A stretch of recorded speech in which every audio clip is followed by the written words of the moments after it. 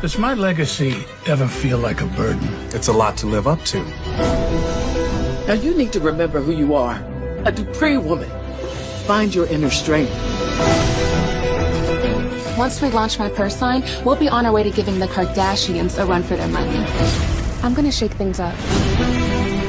A cycle of anger isn't healthy. I'll be healthy again. As soon as I make a couple of cheaters pay for blowing up my life. There were a number of times when you or a member of your family needed a favor. This is a situation where you owe me one. Have a nice rest of your day. It sounds like someone deliberately tried to hurt you. Sounds like attempted murder. Can't imagine how terrified you must have been. I found out who did this. I love you, Derek.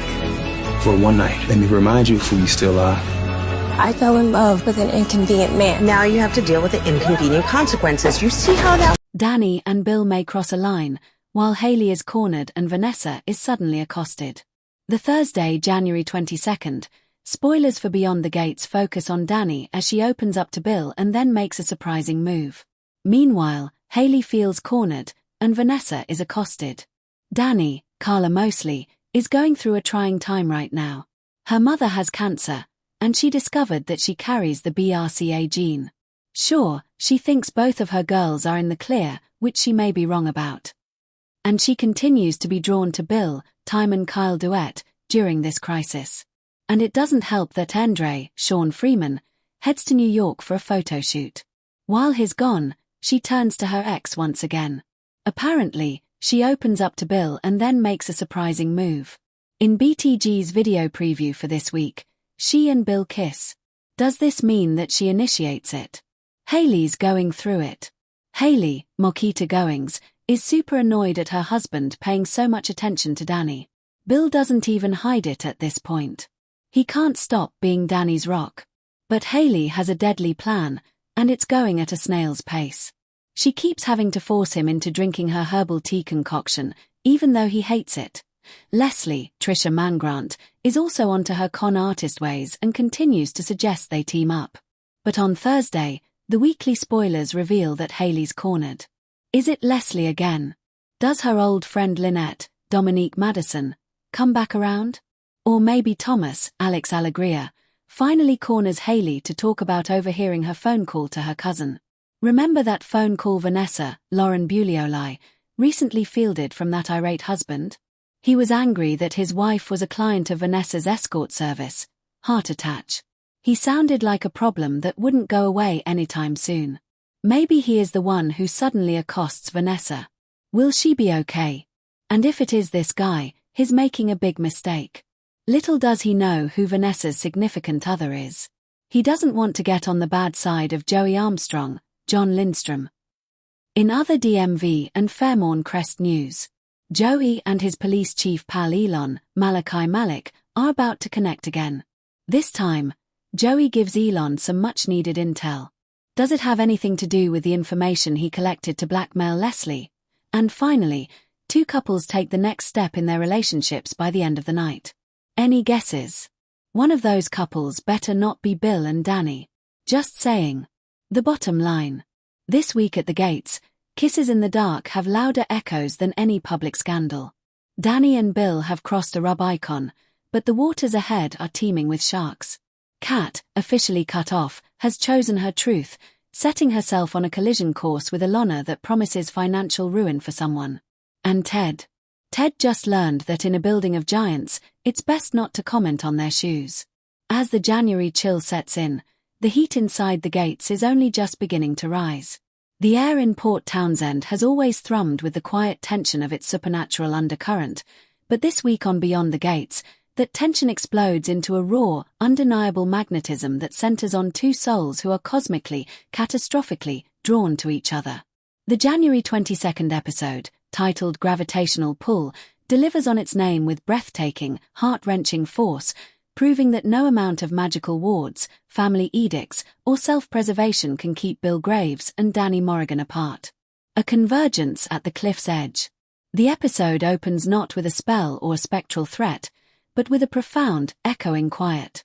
Following the traumatic events at the spectral convergence, both Bill and Dani are attempting to retreat into their mandated corners. Bill, burdened by his lineage and the growing instability of the gates he's sworn to guard, throws himself into reinforcing the ancient wards around the Graves estate. Dani, reeling from her own explosive magical emergence and the chilling warnings from her grandmother, Agatha, is trying to learn control in isolation, her power feeling more like a volatile curse than a gift. Their separate paths of duty and desperation, however, are mapped by the same unseen star. In the episode's most visually stunning sequence, both seek solace at Widow's Point, the cliffs overlooking the roiling sea, a place known for its thin veil between worlds. They arrive unbeknownst to each other, both staring into the abyss, haunted by visions of what could be and memories of the electric connection they briefly shared. The dialogue here is sparse, but the chemistry is deafening. When Dani senses his presence and turns, a silent understanding passes between them. There are no accusations, no recitations of the rules. Bill's trademark gruffness melts into weary concern. "You shouldn't be near the edge," he says, his voice rough. "It's unstable here."